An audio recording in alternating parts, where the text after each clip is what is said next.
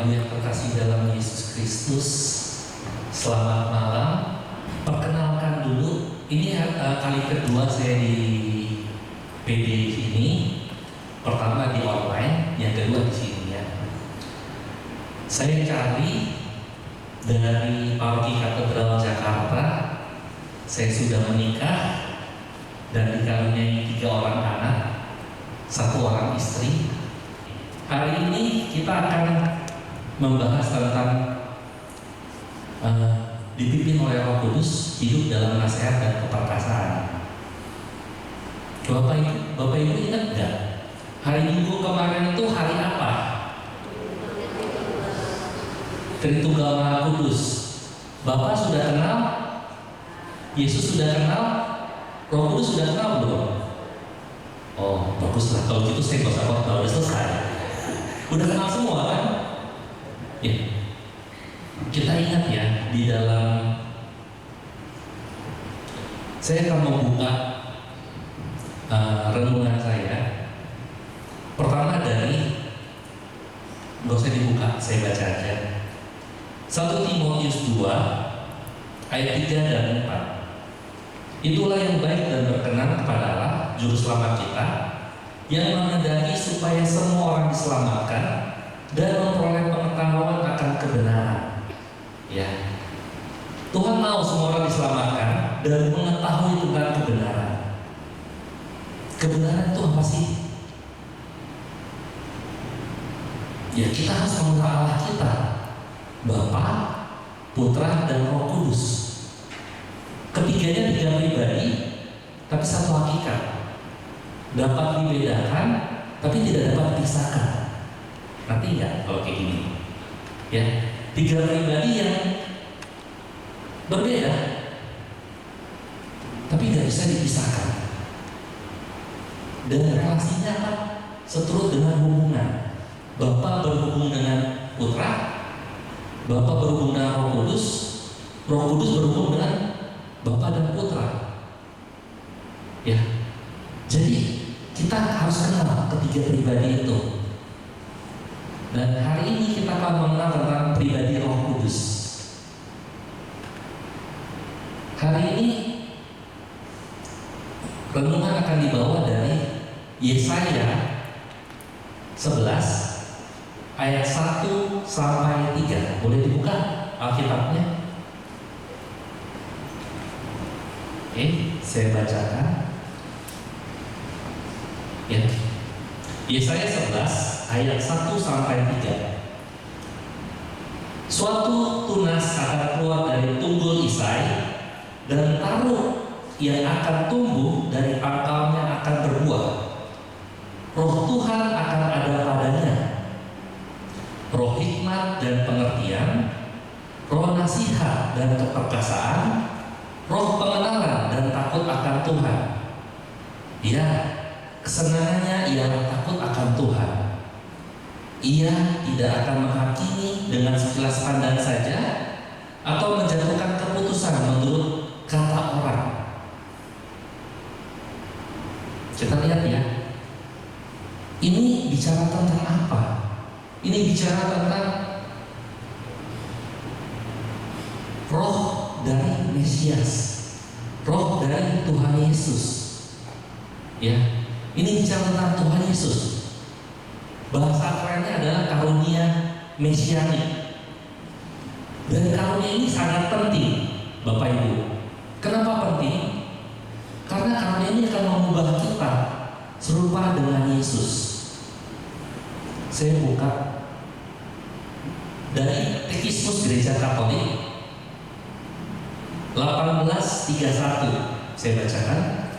Ketujuh karunia Roh Kudus adalah kebijaksanaan, pengertian, nasihat, keperkasaan, pengenalan, kesalehan, dan rasa takut akan Allah. Dalam seluruh kepenuhannya, mereka adalah milik Kristus, Putra Daud. Mereka melengkapkan dan menyempurnakan kebajikan dari mereka yang menerimanya. Mereka membuat umat beriman siap mematuhi ilham ilahi dengan sukarela. Kiranya rohmu yang baik menuntun aku di tanah yang rata. Semua orang yang dipimpin roh Allah adalah anak Allah. Dan jika kita adalah anak, maka kita adalah ahli waris. Kita adalah ahli waris Allah dan rekan ahli waris Kristus. Ya. Ini diambil dari Roma 8 ayat 14 dan 17. Kita kalau dipimpin roh Allah, maka kita adalah ahli waris. Kalau kita ahli waris, berarti 7 roh Allah yang ada di dalam Yesus itu juga milik kita. Dan kita menerima itu saat kita dibaptis dalam nama Bapa dan Putra dan Roh Kudus. Ya, karunia itu ada di dalam diri kita. Tapi kenapa kita harus minta? Setiap tahun kita novena Roh Kudus. Siapa yang novena Roh Kudus tahun ini? Ya. Novena Roh Kudus kita yang tahu pasti meminta 7 karunia ini. Kenapa? Karena ini penting. Ya. Kita baca di Matius 5 ayat 48. Ya, dikatakan apa?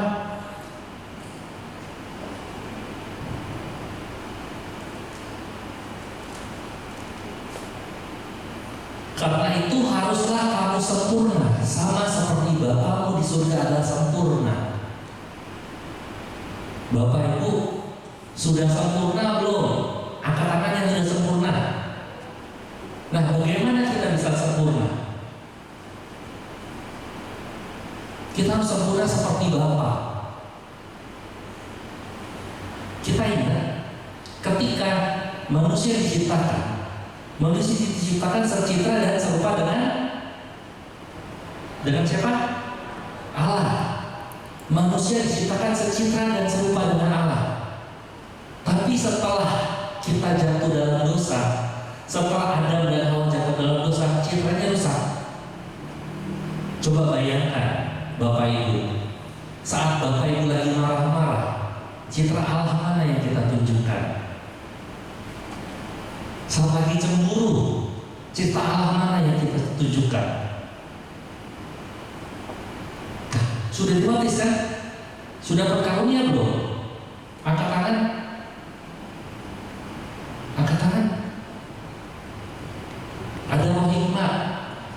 Roh hikmat membantu kita berpikir seperti Allah. Nah, ketika kita punya roh hikmat itu, kita tidak akan marah sama orang. Gak akan marah. Kenapa? Karena kita akan melihat orang itu dari sudut pandang Allah. Bisa nggak, Bapak Ibu? Kita melihat sesama kita dari sudut pandang Allah. Kira-kira kita bisa marah nggak? Bisa? Ya. Saya punya pengalaman. Ya, saya punya pengalaman. Suatu ketika saya ingin diutus ke daerah pedalaman waktu itu. Tapi waktu itu kan saya dibilang ada satu orang bapak bilang gini, "Bro Charlie, kamu punya waktu?" "Punya. Wong saya full timer atau punya waktu. Mau nggak pergi pelayanan? Saya yang bayar," katanya. Coba mau. Siapa yang nggak mau? Benar nggak? Pedalaman, pelayanan dibayarin. Tahu-taunya ada satu orang bilang gini, dia komplain, "Kok Charlie pengajar baru minta-minta di sponsorin," katanya.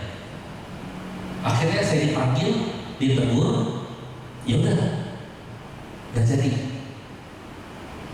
Waktu itu ditegur sama pembimbing saya, "Nggak, kamu jangan pakai sponsor-sponsor." Nah, kita kalau Bapak Ibu seperti saya pasti mikir, ini orang kok menjegal-jegal orang, bener nggak? Bener ya? Pasti mikir kayak gitu. Tapi ketika saya dikuasai dengan hikmat Allah, saya malah kasihan sama dia. Jadi saya memandang orang itu sebagaimana Allah memandang dia terluka. Seringkali kan kita dilukai orang yang terluka itu biasanya cenderung akan melukai orang lain, betul? Anak kita, saudara kita, melukai kita. Ya karena dia juga terluka. Nah, ketika kita memandang dia dengan pandangan Allah, dengan hikmat Allah, kita akan berbelas kasih. Nah, ketika kita berbelas kasih, saat itulah kita mempromosikan kasih Allah kepada orang yang terluka. Contoh lagi, saya dulu pergi sama papa saya, dan saya selalu terluka sama papa dulu. Dan saya doa, Tuhan ubah papa saya, Tuhan jawab papa saya. Sering nggak teman-teman bapak ibu seperti itu? Ketika terluka sama orang, Tuhan jawab dia. Dalam hati apa? Supaya dia nggak rese lagi sama gua. Bener apa bener? Bener ya? Jadi doanya self-center. Saya pun seperti itu. Seakan-akan saya sangat rohani mendoakan papa saya. Tuhan jawab papa saya, biar Roh Kudus menjawab dia. Tapi kita nggak mengasihi dia. Terkabul nggak? Terkabul? Enggak. Ketika kita mendoakan orang, kita harus dengan penuh kasih, dengan cara pandang Allah melihat. Nah, saat itu saya mempraktekkan Yesus bin Sirah 3. Seorang anak harus melayani orang tua seperti hamba kepada tuannya. Hamba itu budak, tuannya itu majikan. Jadi kita melayani orang tua seperti budak kepada majikannya. Nah, ketika kita melayani orang seperti itu, kita mempromosikan kasih Allah. Nah, saya melayani papa saya. Saya berusaha belajar mengampuni papa saya. Saya berusaha menerima dia apa adanya, no complain. Sampai satu titik, papa saya bilang apa? Gua mau dong masuk Katolik. Padahal dulu ketika saya mau masuk Katolik, nggak boleh. Saya katekumen 4 tahun, karena nggak boleh masuk Katolik sama papa saya.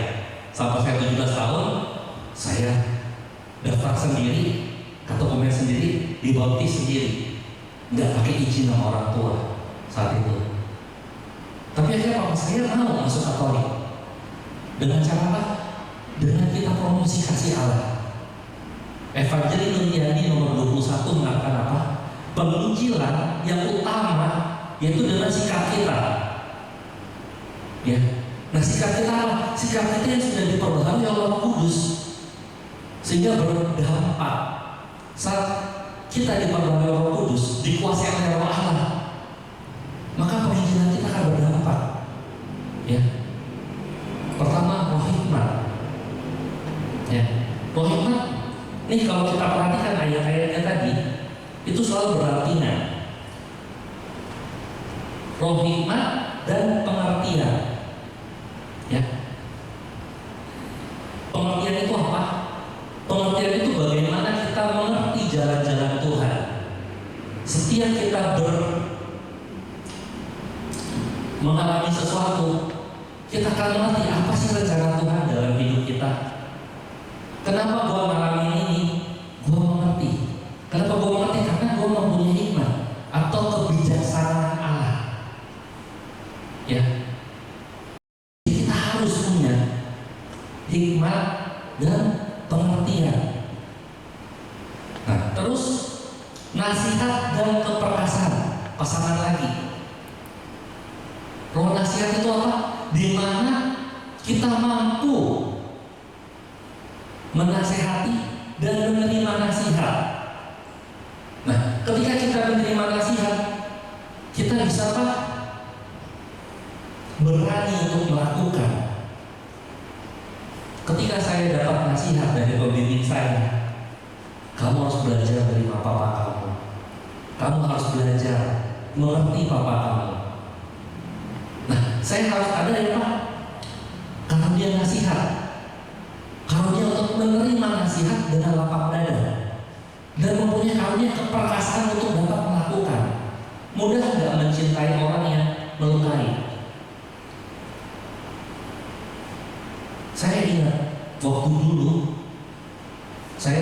sampai nggak kerja demi nemenin papa saya waktu itu.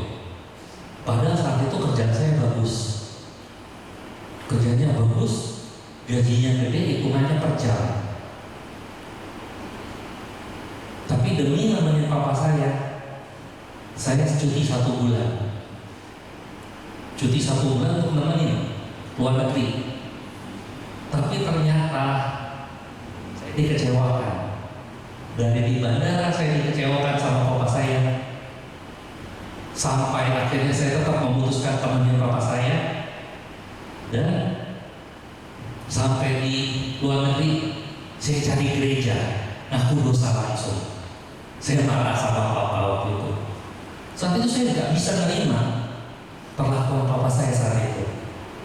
Ya. Tapi saya bisa mendapatkan nasihat dari pembimbing saya, dan saya berani melakukan, mencintai, melayani tanpa komplain. Ya buahnya apa? Papa saya mau dibaptis, papa saya bisa berubah. Seringkali kan kita maunya orang lain berubah dulu, tapi kita lupa kita harus berubah diri kita dulu. Dengan apa? Dengan Roh Kudus, dengan dirubah menjadi seperti Kristus. Karunia mesianik ini membuat kita bisa serupa dengan Kristus. Dan Roh Kudus itu pribadi Allah yang membuat kita bisa berkenan pada Allah.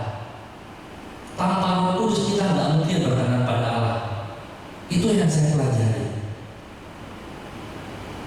Disitulah Roh Kudus itu menguduskan, menuntun kita dalam kekudusan hari demi hari. Ya. Terus setelah itu roh pengenalan akan Tuhan dan takut akan Tuhan. Dan Roh Kudus itu membuat kita mengenal Tuhan kita siapa. Takut akan Tuhan itu bukan kita ketakutan akan Tuhan, bukan. Tapi kita karena kita mencintai Dia, karena kita mengenal Dia, maka kita mau mencintai Dia. Karena kita mencintai Dia, kita nggak mau mengecewain Dia. Dan ini saya belajar dari mana? Saya belajar dari anak saya. Anak saya yang nomor 2 itu adalah anak yang sangat taat sama orang tua. Papanya suruh apa, mamanya suruh apa, pasti nurut, nggak pernah komplain. Ya, sampai saya bilang ini, namanya Benedikta ya anak saya. Dikta, kenapa kamu mau nurut papa mama? Padahal papa mama tahu kamu nggak suka lakukan itu. Kan nggak jawabannya apa? Aku nggak mau buat papa mama kecewa. Itu takut akan Tuhan seperti itu. Karena kita mencintai Tuhan, kita nggak mau Tuhan kita kecewa. Jadi 7 karunia itu saling berkaitan. Pengenalan akan Tuhan, takut akan Tuhan. Nah, yang ketiga kesalehan, ketujuh itu kesalehan. Tapi kok di ayatnya nggak ada ya kesalehan? Coba Bapak Ibu lihat, ayatnya ada nggak kesalehan? Gak ada ya. Sebenarnya kesalehan itu kalau dalam versi Septuaginta itu ada roh kesalehan. Tapi dalam Alkitab kita diterjemahkan dari kitab Ibrani Masoret itu nggak ada. Jadi kesenangannya adalah takut akan Tuhan. Dikatakan seperti itu. Itu kesalehan. Ya, dikatakan kesenangannya adalah takut akan Tuhan. Itu kesalehan, di mana ketika Roh Allah itu menguasai kita mendadak jadi rajin misa, rajin berdevosi, dan ketujuh-tujuhnya itu untuk pengkudusan kita. Dan itu akan mengubah kita berubah jadi serupa dengan Kristus. Kenapa harus serupa dengan Kristus? Karena apa? Karena Yesus adalah gambaran Allah yang tidak kelihatan. Ya, kan dikatakan kita harus sempurna sama seperti Bapa di surga sempurna. Tapi apakah ada yang pernah lihat Bapa di surga? Gak ada ya. Yang bisa kita lihat siapa? Yesus. dari pengajaran gereja. Apakah dasar iman kita hanya Alkitab? Tidak. Dasar iman kita adalah gereja. Ya, dasar iman kita gereja. 1 Timotius 3 ayat 15 dikatakan apa? Gereja dari Allah yang hidup adalah tiang penopang dan dasar kebenaran. Dasar iman kita dari gereja. Kenapa dari gereja? Karena Yesus mengajar para rasul. Para rasul mengajar murid para rasul. Nah, itulah yang disebut oleh gereja apa? Tradisi. Nah, tradisi itu juga apa? Ada yang lisan, ada yang tertulis. Yang tertulis ini yang Bapak Ibu pegang. Ya, itu iman kita. Jadi dalam 7 karunia ini akan mengubah kita menjadi serupa dengan Kristus. Ketika kita serupa dengan Kristus, kita akan melakukan apa? Saat dilukai, kita akan berpikir, kira-kira Tuhan Yesus kalau di posisi saya dia akan ngapain? Ya tentu dengan kuasa Roh Kudus kita bisa melakukan. Apa kuasa Roh Kudus kita nggak bisa melakukan? Ingat tadi apa? Di dalam Roma 8 ayat 14 sampai 17 dikatakan apa? Orang yang dipimpin Roh Allah adalah anak Allah. Kalau kita adalah anak Allah, kita juga ahli waris. Kalau kita ahli waris, ya Roh Kudus yang ada di Yesus juga menguasai kita, sehingga mengubah kita menjadi baru. Ya, itu adalah sabta karunia. Dan juga ada yang namanya karunia karismatis. Karunia karismatis apa? Bapak Ibu ingat nggak? 9 karunia karismatis, ingat? Ada yang ingat? Bukan. Karunia karismatis, karunia mendoakan. Ya, karunia karismatis itu membuat kita bisa bertindak seperti Yesus. Ya, bertindak seperti Yesus itu apa? Kita bisa menyembuhkan, kita bisa melakukan mujizat, kita bisa bernubuat, kita bisa berkata-kata dengan hikmat. Jadi kalau kita ngomong, pernah nggak Bapak Ibu ketika ngobrol sama orang, kok mendadak saya bijak banget? Pernah nggak? Rasanya saya nggak mungkin pikir seperti itu. Nah, itu berkata-kata dengan hikmat, roh hikmat yang tadi saling bertanya-tanya. Saya kasih contoh. Pertama kali saya mendapatkan karunia sabda pengetahuan, berkata-kata dengan pengetahuan, selalu didampingi dengan berkata-kata dengan hikmat. Saya jadi gini, pertama kali di PDOMK Mangga Besar, ya, saya dari OMK ikut PD. Tuhan ngomong sama saya dan saya pertama kali ngomong untuk orang lain. Saya nggak berani ngomong. Tuhan bilang gini, ada seorang perempuan yang baru berantem sama papanya. Saya mau dia mengampuni papanya. Saya tolak, kalau namanya aku tolak pikiran itu, makin kenceng, kayaknya langsung bodoh. Gak mau, saya nggak berani keluarin. Akhirnya begitu saya selesai, waktu heningnya selesai, WL udah nyanyi. Oh, makin bodoh lah, nggak bisa keluar kan. Setelah itu saya bilang sama tim, Ci, tadi Tuhan ngomong ada seorang perempuan yang baru marah sama papanya dan aku mau dia mengampuni papanya. Lega banget. Rasanya plop.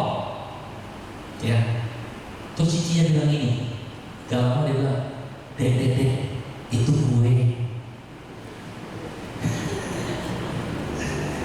Jadi totonya disampaikan langsung ke orangnya, langsung saat itu. Nah, itu ada seorang perempuan yang baru berantem sama papanya, itu karunia berkata-kata dengan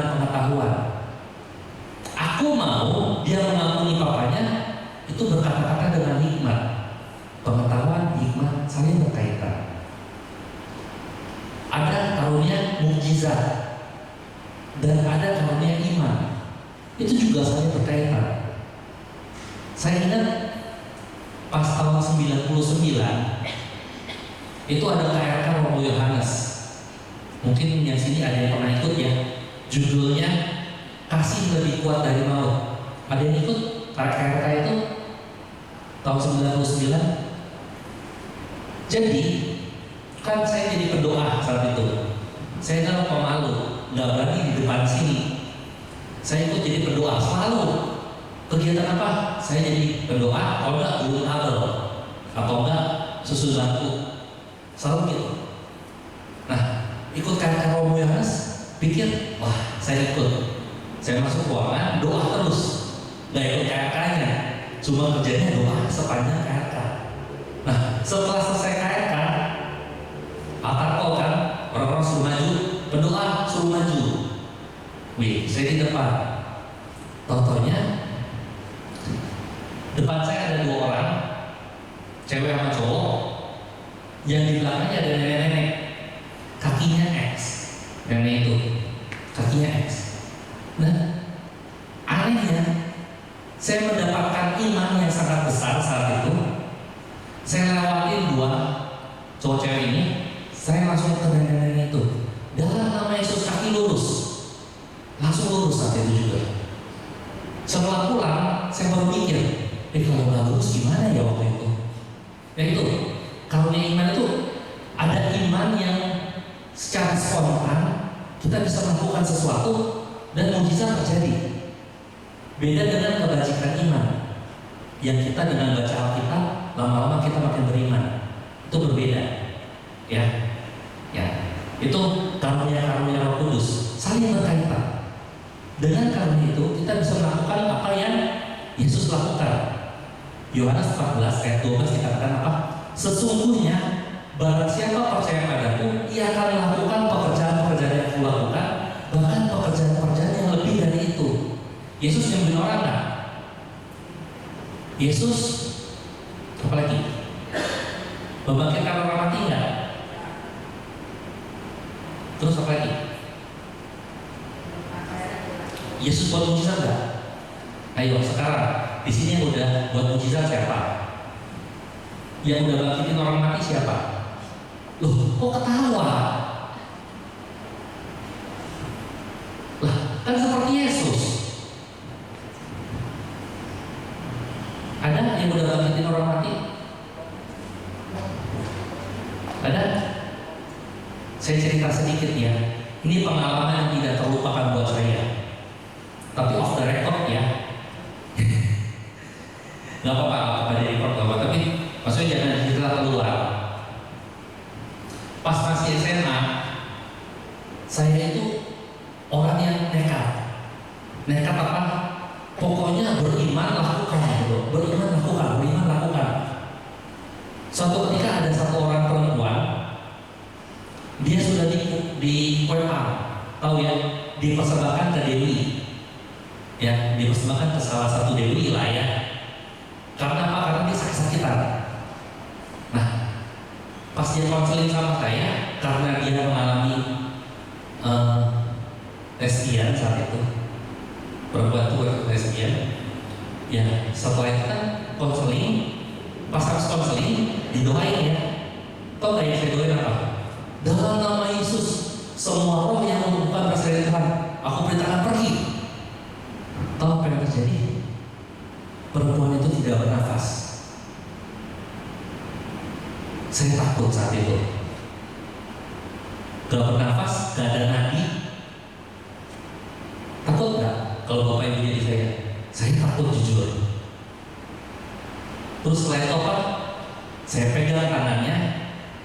Saya bilang, Tuhan, tolong kembalikan nyawa anak ini. Saya nggak mau masuk penjara. Saya bilang, Tuhan, tolong kembalikan nyawa anak ini. Toto yang itu langsung bernafas, kayak ada satu hal yang masuk ke dalam perut ini. dan itu hidup lagi. Dan itu disaksikan oleh satu orang, sekarang jadi aktivis juga di PB, tapi bukan PB sini. Karena yang aktivis PD-nya itu juga sebenarnya pasangan lesbiannya tadinya, dan sudah bertobat dua-duanya. Itu. Jadi ketika kita percaya pada Yesus, kita juga bisa melakukan apa yang Yesus lakukan, dan itu adalah hal yang biasa. Inilah tanda-tanda yang orang percaya padaku, ia akan menumpangkan tangan di atas orang sakit dan orang itu akan sembuh. Ia akan minum racun maut dan tidak akan mati. Itu biasa. Murid-murid Yesus, ada nggak yang nggak karismatik? Murid-murid Yesus semua karismatik ya, murid-murid Yesus ya. Bukan ikut PDA, ada, tapi bisa menyembuhkan, bisa mengusir setan. Di sini siapa yang mengusir setan? Boleh angkat tangan? Lah kan katanya udah seperti Yesus, kita bisa bertindak seperti Yesus ya. Jadi karunia karismatis itu membuat kita bisa bertindak seperti Yesus, sedangkan karunia mesianik membuat kita seperti Yesus, mempunyai sifat seperti Yesus, mengasihi, dan hasilnya buah roh pasti ya. Contoh roh keperkasaan. Ketika ada roh keperkasaan, kita otomatis menjadi rendah hati, bukan jadi sombong. Kenapa? Karena sadar saya lemah, tapi karena saya lemah Tuhan kuat ya.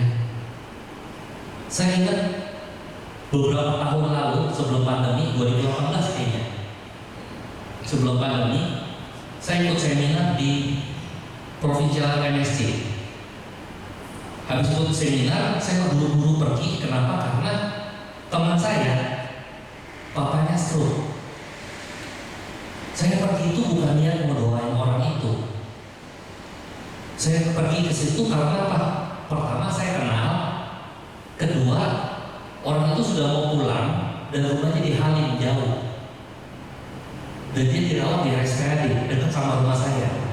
Jadi saya langsung buru-buru ke sana. Bapaknya stroke, pendarahan, dan udah dioperasi masih nggak bisa gerak saat itu. Ya. Akhirnya saya bilang, Om Katolik? Iya Katolik. Nah, yuk doa bareng gitu. Saya juga, yuk doa bareng. Saya doakan, setelah didoakan langsung bisa bergerak. Nah, kaitannya apa? Mama saya juga stroke. Saya doakan gak sembuh. Saya doakan sampai dia meninggal pun dalam keadaan stroke. Tapi saya bersyukur mama saya gak sembuh. Bukan saya kualat ya. Saya bersyukur mama saya gak sembuh. Kenapa? Berarti apa? Karunia penyembuhan bukan milik saya, tapi milik Roh Kudus. Jadi ketika saya melayani, kuasa Roh Kudus yang bekerja. Mama saya nggak sembuh ya, memang tanda Tuhan seperti itu tetap. Mama saya mengalami sampai dia meninggal dalam keadaan stroke.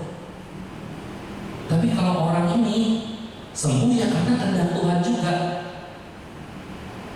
Ketika kita mau karunia Allah bekerja dalam hidup kita harus melayani. Mau nggak mau harus melayani. Ketika melayani, kita tumpangin tangan, orang itu sembuh. Itu saya alami. Pertama kali saya mendoakan orang dan sembuh, itu pas saya ikut camp. Ikut camp kan kunjungin orang ya, kunjungin orang, dan itu masih saya muda, masih 17 tahun. Baru dibaptis. Saya baru dibaptis, masih 17 tahun. Orang yang saya kunjungi sakit, saya tumpangin tangan sembuh. Itu kenapa? Saya selalu merasa bahwa karunia itu bukan milik kita pribadi, tapi milik Roh Kudus. Tapi kalau kita mau melayani, Roh Kudus akan membuat karunia itu muncul. Nah, disitulah saat kita bersekutu, kita minta Roh Kudus menguasai kita. Kita minta serta karunia Roh Kudus. Roh Kudus itu akan menguasai kita, akan memberikan karunia-karunia kepada kita. Saya pernah nanya sama Romo di bangkai saya, Romo, kita dibaptis sudah dapat Roh Kudus, Krisma dapat Roh Kudus lagi, benar kan? Kalau karismatik pencurahan roh dapat Roh Kudus lagi, benar? Walaupun Roh Kudusnya bukan naik keluar masuk ya, tapi Roh Kudus yang sudah kita terima dari saat dibaptis itu dikobarkan kembali, ya. Saya bilang, kenapa kita harus minta roh karunia Tuhan, karunia Roh Kudus itu? Saya nanya sama Romo bilang apa? Romo bilang gini, Roh Kudus itu pribadi Allah. Karena dia adalah pribadi Allah, maka kita harus secara sadar meminta Roh Kudus untuk bekerja dalam hidup kita. Kalau kita dengan sadar meminta Roh Kudus bekerja dalam hidup kita akan berubah. Tapi kadang-kadang nggak otomatis, kadang-kadang susah loh. Kita harus gimana? Di dalam Alkitab dikatakan apa? Latihlah dirimu beribadah. Misalnya kita pelit, yang harus kita lakukan apa? Latihan memberi. Kadang-kadang kita kan pelit ya. Yang penting buah. Kadang-kadang kita apa? Sombong. Nah, kalau sombong apa? Kita harus belajar mendahulukan orang. Saya berhak, tapi saya duluin orang. Saya punya, saya merasa saya tidak punya, menyangkal diri. Itu hatiannya. Ya. Jadi kalau dia nasihat, roh nasihat itu bagaimana kita bisa menasehati orang dengan kadang-kadang out of pikiran kita, nggak seperti dalam pikiran. Contohnya kita keluar kata-kata itu dan itu kena ke orang itu. Itu roh nasihat. Dan itu sangat berguna dalam hidup saya. Kenapa? Karena saya sebagai konselor, saya full pelayanan, saya konseling orang, yang nasihatin orang. Setelah saya nasihatin orang, saya baru mikir, kok gue bisa nasihatin seperti itu ya? Kita mulai catat, oh ya ternyata ini, oh ini. Roh keberanian apa? Ya kita melakukan, berani melakukan. Nah ketika kita berani melakukan, ya ini karya Roh Kudus, bukan karya saya. Itulah roh keberanian. Berani mengambil risiko. Ya. Kalau roh pengenalan akan Tuhan, kita mengenal Allah, maka kita apa? Kita akan menjadi diarahkan kepada pengkudusan. Mengenal Allah, kita akan mencintai Allah. Kalau kita mencintai Allah, kita harus mencintai sesama kita. Kenapa? Karena di kita dikatakan apa? Bagaimana kamu dapat mencintai Allah yang tidak kelihatan, sedangkan orang di sekitar kamu yang kelihatan kamu tidak cintai. Bagaimana kita mencintai orang jauh, orang-orang sekitar kita nggak kita cintai. Saya selalu memberikan ilustrasi ini. Ada gelas, bayangannya, anggapnya ada gelas ya. Ada gelas diisi air, ya. Diisi air tumpah. Kalau berlimpah itu kan sampai tumpah ya. Aku datang supaya mereka mempunyai hidup dan mempunyai dalam segala kelimpahan. Berlimpah itu kan luber. Nah, kalau luber yang basah sekitar gelas itu atau yang jauh-jauh sekitar gelas itu. Nah, kalau kita berlimpah dengan Roh Kudus, yang mendapat berkat siapa dulu? Orang sekitar kita dulu. Jangan sampai kita pelayanan jauh sana, orang sekitar kita menghujat Tuhan. Ih, katanya hamba Tuhan, tapi kelakuannya seperti itu. Ada yang ngalamin seperti itu, Bapak Ibu? Dihakimi oleh tetangga kita, dihakimi oleh keluarga kita. Ih, udah ikut pede, setiap hari haleluya. Setelah itu ada yang lupa. Sering seperti itu. Saya dulu seperti itu, tapi saya berproses. Saya datang ke Romo, saya ngaku dosa. Ketika kita dibaptis dalam nama Bapa, Putra, dan Roh Kudus ada di dalam kita. Semua dosa kita, dosa sebelum kita dibaptis, dan dosa asal kita masuk dalam diri kita, kita mempunyai 7 karunia ini. Ketika Krisma, kita diteguhkan dengan karunia untuk melayani 7 karunia ini: roh hikmat, pengertian, nasihat, keperkasaan, pengenalan, kesalehan, dan takut akan Tuhan. Tapi saat kita berbuat dosa, apa yang terjadi? Apakah Roh Kudusnya keluar?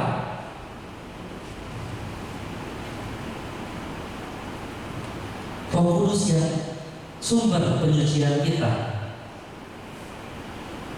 sangkali saat kita berbuat dosa, kita menyakiti hati Tuhan. Oleh karena itu apa? Kita harus mengakui dosa kita di hadapan imam. Kenapa dikatakan seperti itu?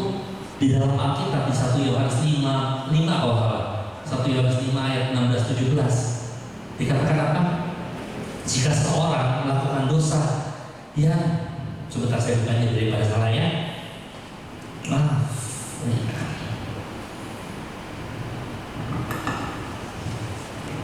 ya saya bacakan.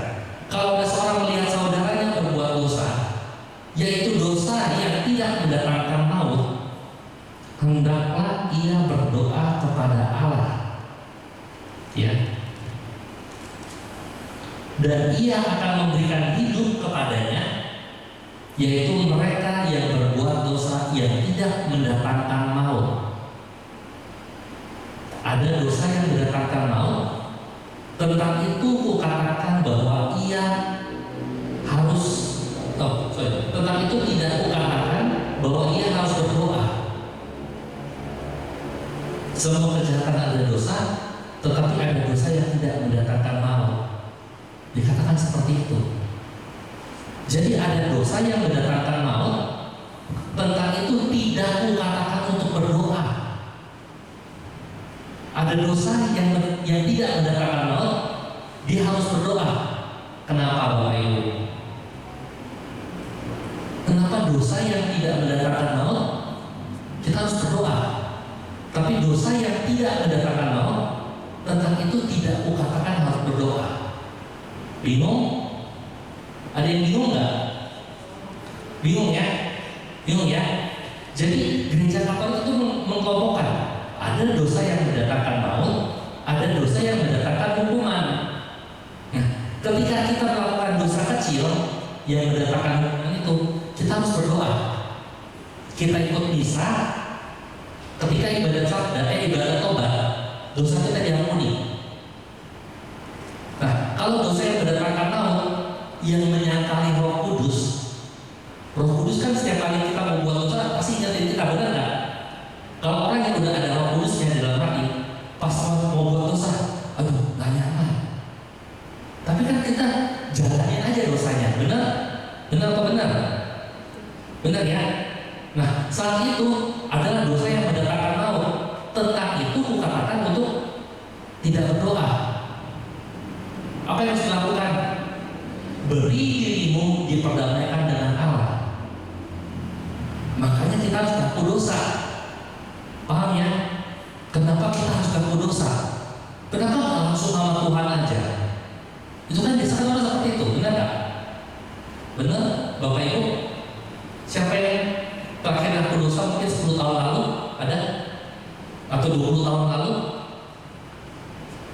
Soalnya kemarin teman saya baru bilang, saya terakhir kali ngaku dosa pas kompel.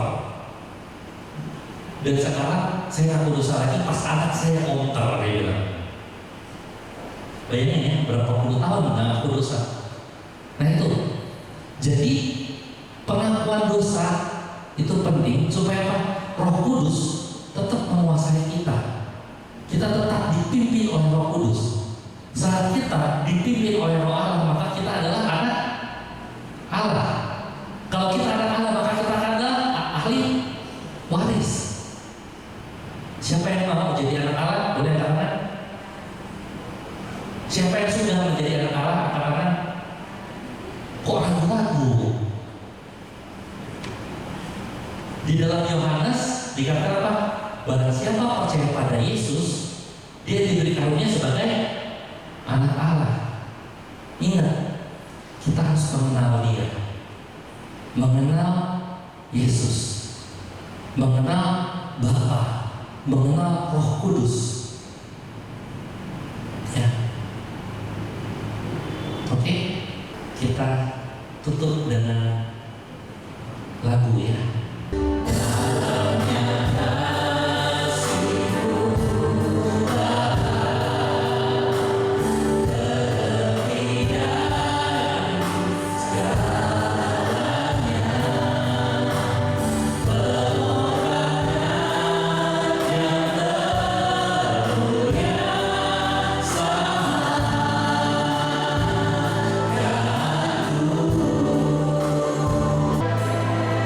Siapa saja yang mau didoakan, boleh maju ke depan.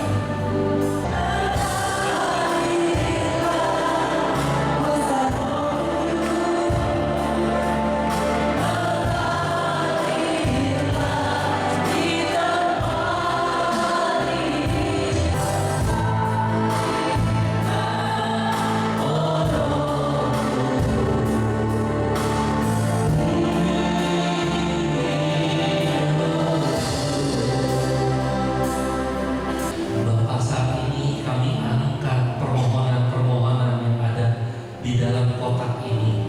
Bapak, inilah doa-doa kami. Biar doa ini kami sampaikan dengan perantara Yesus Kristus Putramu dan bersatu dengan Roh Kudus kini dan sepanjang masa.